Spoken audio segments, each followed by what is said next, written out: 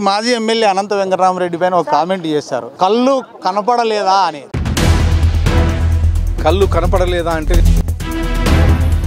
Dumping yard తరలించేదానికి ఒప్పుకోవట్లేదు, తరలించే అవకాశం ఉండకపోవచ్చు. ప్రభుత్వ భూమిలో ఏమైనా చేసుకోవచ్చు. ఒక్క ఫైల్ కానీ మేయర్ అప్రూవ్ చేయట్లేదు. ఏడాదిలోనే మీరు ఏమేమి చేస్తారు? పబ్లిక్లో మీరు కనుక్కోవచ్చు. అండర్ గ్రౌండ్ డ్రైనేజీకి చాలా కష్టంతో కూడుకున్న పని, సాధ్యం కాదేమో. ఖచ్చితంగా సాధ్యం అవుతుందండి. డంపింగ్ యార్డు అంటే డంపింగ్ యార్డ్ మాత్రం ఇక్కడే మాత్రం ఉండదు, ఇండస్ట్రీ మాత్రం ఉంటుంది అక్కడ. తెలుగుదేశంకి ఎక్కడ మంచి పేరు వస్తుందని చెప్పేసి మొత్తం అంతా కార్పొరేషన్ వ్యవస్థ అంతా నిద్ర అవుతుంది. అవకతవకలు వంకటింకలు తప్ప చిన్న పిల్లల్ని అడిగినా చెప్తారు అనంతపూర్లో ఏం జరిగింది అనేది. అనంతపురం అర్బన్ హమాలి కాలనీలో ఈరోజు ఇంటింటికి మన ప్రభుత్వం అంటూ ఈరోజు అర్బన్ ఎమ్మెల్యే దగ్గుబాటి ప్రసాద్ గారు ఇంటింటికి తిరుగుతున్నారు.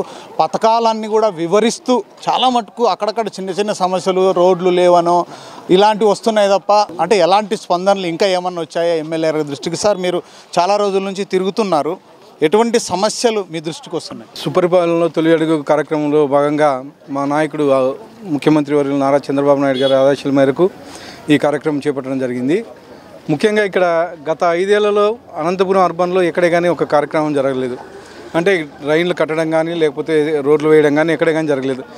ఎక్కడికి వచ్చినా కానీ గత 5 ఏళ్లలో ఏమీ జరగలేదు. కనీసం మీ ప్రభుత్వం వచ్చింది ఇప్పుడు 1 ఇయర్ కాలంలో చాలా వరకు రోడ్లు వేస్తున్నారు, అలాగే డ్రైన్లు కట్టిస్తున్నారు.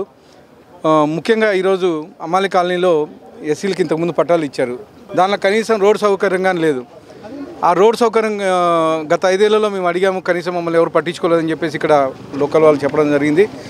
ఇందాక వెళ్ళి చూసి వచ్చాను, ఖచ్చితంగా మాలకని రోడ్ వేపిస్తా అని చెప్పేసి తెలియజేయడం జరుగుతుంది. సరే, ఇంతకుముందు వాళ్ళు గడప గడపకు మన ప్రభుత్వాన్ని వాళ్ళు చేశారు. ఇప్పుడు మీరు చూస్తే సుపరిపాలనలో తొలి అడుగు అంటే ఒక ఏడాదిలోనే మేము ఇంత చేసామంటున్నారు. ఏడాదిలోనే మీరు ఏమేమి చేశారు? ఇప్పుడు ఈ పబ్లిక్లో మీరు కనుక్కోవచ్చు. ఫస్ట్ మా ముఖ్యమంత్రి వర్యులు తొలి 5 సంతకాల్లో డిఐసి 16,347 ఉద్యోగాలు, అలాగే అన్న క్యాంటీన్లు పునరుద్ధరణ, అలాగే పెన్షన్లు 3,000 నుంచి 4,000 రూపాయలకు పెంచడం అయితేమి, ల్యాండ్ టైటిల్ యాక్ట్ రద్దు చేయడం అయితేమి. ముఖ్యంగా అనంతపురం అర్బన్ నియోజకవర్గాల్లో 30 ఏళ్ళ నుంచి డంపింగ్ యార్డ్ ఉంది. డంపింగ్ యార్డ్ ఈరోజు తరలిస్తున్నాం. అండర్ గ్రౌండ్ డ్రైనేజ్ డిపిఆర్లు రెడీ చేసాం. అలాగే మరో వంకకి నడుము వంకకి దాదాపు 80 కోట్ల రూపాయలతో శాంక్షన్ చేయించి అవి కానీ అంటే మేజర్ సమస్యలు ఏవైతే ఉన్నాయో అవన్నీ క్లియర్ చేసుకుంటూ వెళ్తున్నాం. రోడ్లు డ్రైనేజీలు కానీ ఈరోజు పునరుద్ధరిస్తున్నాం. అలాగే స్ట్రీట్ లైట్లు అయితే ఏమి, వాటర్ అయితే ఏమి, ఈరోజు 16 MLD ప్లాంట్ రెడీ అయింది. దానికి సరిపడా పైప్ లైన్స్ ఇవన్నీ మొత్తం చేపిస్తున్నాం. గత 5 ఏళ్లలో ఎక్కడే కానీ స్టేట్ గ్రాంట్ లేక ఎక్కడెక్కడ అట్లా కుంటుపడిపోయినాయి. కానీ మేము వచ్చిన సంవత్సరం కాలంలోనే మొత్తం అన్నీ మళ్ళీ గాడి మీదకి ఎక్కాయి. ముఖ్యంగా అమరావతిని అయితే 3 ముక్కలాట ఆడుకున్నారు. కానీ ఈరోజు 40,000 కోట్ల రూపాయలతో అభివృద్ధి చేస్తున్నాం. ముఖ్యంగా పోలవరం నాశనం చేసి పడేశారు. ఆ రోజు కట్టింటే ఇంత అవస్థ ఉండేది కదా. ఈరోజు మళ్ళీ 14,000 కోట్ల రూపాయలు పోలవరంకి వెచ్చించాల్సి వచ్చింది. ఇవన్నీ ఆర్థికమైన భారాలు మన స్టేట్ మీద పడ్డాయి. గత 5 ఏళ్లలో ఎక్కడే కానీ బయటికి రాకోకుండా ఇంట్లోనే కూర్చొని పాలన చేస్తూ సర్వనాశనం స్టేట్ని మళ్ళీ మా ముఖ్యమంత్రి వాళ్ళ సంవత్సరం కాలంలోనే ఒక గాడి మీద తీసుకొచ్చారు. సార్, ముఖ్యంగా డంపింగ్ యార్డు గురించి మీరు మాట్లాడుతున్నారు కదా. డంపింగ్ యార్డు తరలించేదానికి అక్కడ నరసింహకుంట వాళ్ళు కావచ్చు ఒప్పుకోవట్లేదు, ఇది తరలించే అవకాశం ఉండకపోవచ్చునేమో అని చాలామంది డౌట్ ఎక్స్పెక్ట్ చేస్తున్నారు. ఇప్పుడు అక్కడ ఉండేది గవర్నమెంట్ ప్రభుత్వ భూమిలో ఏమైనా చేసుకోవచ్చు. అలాగని మామూలుగా ఏ కార్యక్రమం చేపట్టినా ఏది చేసినా కానీ చిన్న అబ్జెక్షన్స్ ఉంటాయి. అబ్జెక్షన్స్ అధిగమించి మేము ఖచ్చితంగా ఈ కార్యక్రమం అయితే చేపడతాం. అంటే వాళ్ళకి ఒక డౌట్ ఉంది సార్, ఇక్కడ మాదిరి ఏమన్నా ఆ చెత్త అంతా వేసి ఈ విధంగా పొగ వస్తే మాకు ఇళ్ళకంత ఇబ్బంది కదా అనే ఒక ఆలోచన అయితే ఉంది. కానీ దాని నుంచి ఏమి ఉత్పత్తి చేయబోతున్నారు, ఆ చెత్త ద్వారా ఏమైనా సంపద సృష్టించే అవకాశం ఉందా? కరెంట్ కావచ్చు, లేకపోతే ఎరువు కావచ్చు, లేకపోతే ఇంకా ఏమైనా తదితరంగా? ఖచ్చితంగా అండి. డంపింగ్ యార్డ్ అంటే డంపింగ్ యార్డ్ మాదిరి ఇక్కడే మాదిరి ఉండదు. ఏ రోజుకి ఆ రోజు క్లీన్ చేసేసి ఒక ఇండస్ట్రీ మాదిరి ఉంటుంది. అక్కడ తడి చెత్త పొడి చెత్త వేరు చేస్తారు. తడి చెత్తతో ఏదైతే ఉందో గ్యాస్ పంపించడం జరుగుతుంది. పొడి చెత్త అంతా ఇది చేసి ఎరువు తయారు చేయడం జరుగుతుంది. ప్లాస్టిక్ వేరు చేసి సిమెంట్ ఇండస్ట్రీస్కి పంపించడం జరుగుతుంది. ఒక ఇండస్ట్రీ టైప్లో ఉంటుంది అది. అసలు డంపింగ్ యార్డ్ అనేదే కాదు, అక్కడ ఒక ఇండస్ట్రీ అనేది ఏర్పడతా ఉంది అక్కడ. అంటే దానివల్ల ప్రజలకైతే ఎటువంటి హాని కానీ ప్రమాదం కానీ ఉండే అవకాశం అయితే లేదంటారు ఎమ్మెల్యే? ఇలాంటి ఫైర్ కానీ అలాగే ఇలాంటి స్మెల్ కానీ ఎక్కడే కానీ ఉండదు. అక్కడ కేవలం ఒక ఇండస్ట్రీ టైప్లో తీసుకెళ్ళి అక్కడ 20 ఎకరాల్లో పెట్టడం జరుగుతూ ఉంది. అండర్ గ్రౌండ్ డ్రైనేజీకి డిపిఆర్ పంపించామంటున్నారు కదా, ఏమన్నా స్పందన ఉందా? చాలా కష్టంతో కూడుకున్న పని ఇది. చేయాలంటే నిజంగా అది కనుక చేస్తే అనంతపురం అర్బన్ ఎమ్మెల్యే దగ్గుపాటి గారు చరిత్రలో నిలిచిపోతారు అని ప్రజలు అనుకుంటున్నారు. ఇది సాధ్యం కాదేమో అని చాలామంది ఎక్స్పెక్ట్ చేస్తున్నారు. ఖచ్చితంగా సాధ్యమవుతుందండి. నేను మా ముఖ్యమంత్రి వర్యులకు దృష్టికి తీసుకెళ్లాను. మా ముఖ్యమంత్రి వర్యులు ఎలక్షన్లో క్యాన్వాసింగ్లో భాగంగా 5వ తేదీ ఇచ్చినప్పుడు ఖచ్చితంగా అనంతపూర్కి అండర్ గ్రౌండ్ డ్రైనేజ్ తీసుకొస్తామని చెప్పి చెప్పడం జరిగింది. దానిలో భాగంగానే డిపిఆర్ అంతా రెడీ చేసి పంపించాం. దేనికంటే గత 5 ఏళ్లలో సర్వనాశనం చేసి 10 లక్షల కోట్ల అప్పులు ఇచ్చిపోయాడు స్టేట్కి. ఎక్కడే కానీ ఆర్థిక వ్యవస్థ చెల్లా చెదరై ఉన్నింది. దాని సంవత్సరం కాలంలోనే గాడి మీద తీసుకొచ్చారు. నేను మా ముఖ్యమంత్రి వారి దృష్టికి తీసుకెళ్తానే ఇది ఆర్థిక భారంతో కూడుకున్నది. కొద్దిగా ఆర్థిక పరమైన ఇది సెట్ అయిపోయిన తర్వాత 3 విడతలుగా 250 కోట్లు 3 విడతలుగా ఇస్తాను, దాన్ని బట్టి చేసుకుంటూ వెళ్దామని చెప్పారు ముఖ్యమంత్రి వర్యులు గారు. ఖచ్చితంగా నా ఈ 4 ఇయర్స్లో అండర్ గ్రౌండ్ డ్రైనేజ్ అయితే ఖచ్చితంగా మొదలు పెడతాం, కంప్లీట్గా చేస్తాం. సార్, ముఖ్యంగా నగరపాలికలో చూస్తే కొన్ని ఏరియాల్లో బాగా అంటే ఎక్కడ పడితే అక్కడ చెత్త వేస్తున్నారు. మీరు ఎన్నిసార్లు మీటింగులు పెట్టుకొని అధికారులను హెచ్చరించినా అయినా కూడా మార్పు రాలేదు. అట్లాగే టౌన్ ప్లానింగ్లో కూడా అదే పరిస్థితుంది. కొంచెం దృష్టి పెట్టాల్సిన అవసరం అయితే ఉంది అని అక్కడక్కడ విశ్లేషకులు అయితే అనుకుంటున్నారు. సార్, దీనిపై ఖచ్చితంగా అండి నేను కామెంట్ చేయను. ఎందుకంటే ఇప్పుడు వాళ్ళు డ్రైన్లు క్లీన్ చేయించినా కానీ, తర్వాత టౌన్ ప్లానింగ్ ఏమన్నా ఇబ్బంది చేసినా ఒక్క ఫైల్ కానీ మేయర్ అప్రూవ్ చేయట్లేదు. ఎక్కడైనా మా వాళ్ళు వెళ్ళి చేస్తూ ఉంటే క్లీన్ చేస్తూ ఉంటే మాకెక్కడ మంచి పేరు వస్తుందని చెప్పేసి మా నాయకుల మీద ఇబ్బంది పెట్టే పరిస్థితి. దాదాపు 50 మంది కార్పొరేటర్లు ఉన్నారు. దాంట్లో 3-4 మా వాళ్ళు ఉన్నారు. మిగతా వాళ్ళంతా వైఎస్ఆర్సీపీకి సంబంధించిన వాళ్ళే.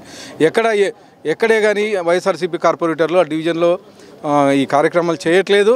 కనీసం డ్రైన్ క్లీన్ చేస్తున్నారని కానీ చూడట్లేదు. చూస్తే అవన్నీ చేస్తే తెలుగుదేశంకి ఎక్కడ మంచి పేరు వస్తుందని చెప్పేసి మొత్తం అంతా కార్పొరేషన్ వ్యవస్థ అంతా నిద్రావస్థలో ఉండేవాటైతే వాస్తవం. మా అధికారులు మ్యాక్సిమం ట్రై చేస్తున్నారు. పొద్దున్నే 5 గంటలకు లేచి అక్కడెక్కడ తీసుకెళ్ళి క్లీన్ చేయించడం జరుగుతుంది. గత 6 నెలల నుంచి సంవత్సరం కాలంలో మ్యాక్సిమం మేము చేసి పెడుతున్నాం. ఇంకా కానీ క్లీన్ చేస్తామని చెప్పేసి తెలియజేస్తాం. నిన్న మీరు మాజీ ఎమ్మెల్యే అనంత వెంకటరామరెడ్డి పైన ఒక కామెంట్ చేశారు. కళ్ళు కనపడలేదా అని అంత పెద్ద పదం వాడినారు. అసలు ఎమ్మెల్యే గారు ఇలా మాట్లాడడం అభ్యంతరకరమా అని వాళ్ళు అంటున్నారు. నేను యాక్చువల్గా కళ్ళు కనపడలేదా అంటే నేను ఆ వర్డింగ్ అంటే వేరే ఉద్దేశంతో నేను అనలేదు. మేము అభివృద్ధి చేస్తున్నాం, చూడొచ్చు కదా మీరు ఎక్కడన్నా. వచ్చింది సంవత్సరం కాలంలోనే ఇంత అభివృద్ధి చేసి చూపించాము. అయినా మీరు కామెంట్స్ చేస్తూ ఉన్నారు. కనీసం మీరు గత 5 ఏళ్లలో పర్టికులర్గా చేశాను. మీరు 40-50 ఏళ్ళు నుంచి రాజకీయంలో ఉన్నారు. మా పీరియడ్లో నా ఎంపీగా ఉన్నప్పుడు, లేకపోతే మా ఫాదర్ ఎంపీగా ఉన్నప్పుడు అనంతపురానికి ఇది వచ్చింది అని ఒక ధైర్యంగా ఒకటి చెప్పుకోగలుగుతారా? కానీ ఈ సంవత్సరం కాలంలోనే అనేకమైన సంక్షేమ కార్యక్రమాలు చేశాం. ఆ ఉద్దేశంతో నేను ఆనందం తప్పితే వ్యక్తిగతంగా నేను ఆయన్ని దూషించలేదు. యాక్చువల్గా మేము చేశాము చూడండి అని మాత్రమే మాట్లాడడం జరిగింది. అంతేగాని 350 కోట్లు మేము తెచ్చామని మీరు చెప్తున్నారు, మేము కదా తెచ్చింది అని వాళ్ళు అంటున్నారు. 350 కోట్లు టెండర్లు మా 2019లోనే అయిపోయినాయి. టెండర్లు అయిపోయిన తర్వాత వీళ్ళు ప్రభుత్వం మారింది. ఆ టైంలో వీళ్ళు ఈ కార్యక్రమం మొదలుపెట్టడం జరిగింది. దాన్ని మేము తెచ్చామని చెప్పేసి గొప్పగా చెప్పుకున్నారు. కానీ అది శాంక్షన్ అయింది మాత్రం 2019లోనే శాంక్షన్ అయింది. తెలుగుదేశం ప్రభుత్వంలోనే శాంక్షన్ అయింది ఆ రోడ్డు. సో మీ ప్రభుత్వంలో శాంక్షన్ అయింది, వాళ్ళ రోడ్లు వేసి వాళ్ళ క్రెడిట్లోకి వేసుకున్నారు అంటారు. ఖచ్చితంగా అండి. అనంతపురానికి అందరికీ తెలుసు. ఆ రోడ్లో కానీ అనేకమైనటువంటి అవకతవకలు ఉన్నాయి. ప్రతి ఒక్కరూ ఆ రోడ్డు గురించి మాట్లాడితే అవకతవకలు వంకటింకల్ రోడ్డు అనే తప్ప చిన్న పిల్లోని అడిగినా చెప్తారు అనంతపూర్లో ఏం జరిగింది అనేది. చూశారు కదా, అనంతపురం అర్బన్లో ఇంతకుముందు గతంలో తెలుగుదేశం పార్టీ ప్రభుత్వం ఉన్నప్పుడే కొన్ని శాంక్షన్స్ అయినాయి. ప్రభుత్వం మారడం వల్ల ఆ ప్రభుత్వంలో శాంక్షన్ అయిన అమౌంట్ ఏదైతే ఉందో వీళ్ళు రోడ్లు వేసి ఈ క్రెడిట్ అంతా వీళ్ళకి వేసుకుంటున్నారు. అది తెలుగుదేశం పార్టీలోనే వచ్చింది అని అంటున్నారు. అలాగే కళ్ళు మూసుకుపోయినాయి అన్నదానికి అది కాదు, కళ్ళు పెట్టి చూడండి. ఆ జీవోలు అప్పట్లో వచ్చిన జీవోలు మీరు చదవండి, అవి మీకు తెలియదా? అందుకనే మీరు కళ్ళు మూసుకుపోయిన అన్నాను కానీ వేరే ఉద్దేశం అయితే కాదు. అనంతపురంలో కూడా నగరపాలక సంస్థలో అనేక సమస్యలు ఉన్నాయి. కనీసం మాకెక్కడ మంచి పేరు వస్తుంది తెలుగుదేశం పార్టీ, కానీ అక్కడక్కడ అస్తవ్యస్తంగా మున్సిపాలిటీని నగరపాలక సంస్థను అస్తవ్యస్తంగా తయారు చేస్తున్నారు. కేవలం తెలుగుదేశం పార్టీకి ఎక్కడ మంచి పేరు వస్తుందో అని ఈ విధంగా చేస్తున్నారు. ఖచ్చితంగా దీనిపైన చర్యలు అయితే తీసుకుంటాం, ప్రక్షాళన చేయాల్సిన అవసరం అయితే ఉంది అంటూ అనంతపురం అర్బన్ ఎమ్మెల్యే దగ్గుబాటి ప్రసాద్ గారు మనతో చెప్తున్న పరిస్థితి. కెమెరామెన్ స్వామితో అమాలి కాలనీ.